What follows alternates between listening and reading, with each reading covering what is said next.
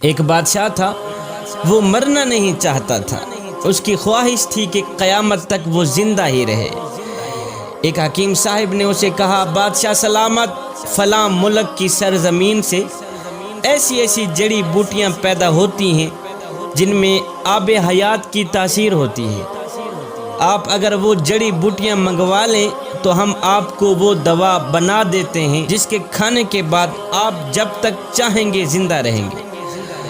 بادشاہ نے فوراً ہی اپنے وزراء میں سے 5 وزیروں کو دوسرے ملک میں بھیجنے کا حکم جاری کر دیا کہ جاؤ دوسرے ملک کے جو بڑے راجا ہیں ان کو میرا سلام دو اور کہو کہ مجھے فلاں فلاں بوٹی کی اشد ضرورت ہے۔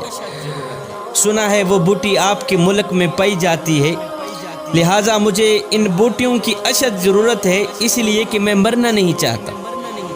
خیر 5 وزیر دوسرے ملک میں پہنچے، راجہ صاحب کو سلام دیا، پیغام سنایا۔ جیسے ہی راجہ صاحب نے سنا کہ بادشاہ مرنا نہیں چاہتا تو راجہ صاحب نے کہہ لگانی شروع کر دی، ہنسنا شروع کر دی۔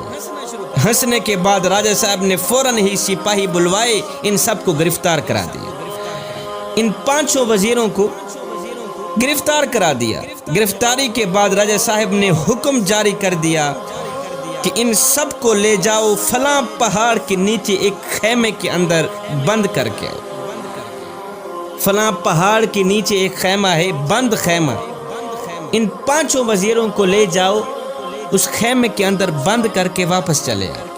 اور ہاں، ساتھ میں ان 5 وزیروں کو یہ بھی کہہ دینا کہ جب تک یہ پہاڑ 2 ٹکڑے نہیں ہوتا تم آزاد نہیں ہو۔ جس پہاڑ کے نیچے تم پڑے ہو، جب تک یہ پہاڑ 2 ٹکڑے نہیں ہوتا تم آزاد نہیں ہوتے۔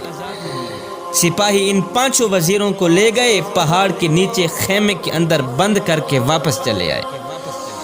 اب ان 5 وزیروں کو چاروں طرف موت کے آثار نظر آنے لگے، کھانے پینے کو کچھ نہیں تھا۔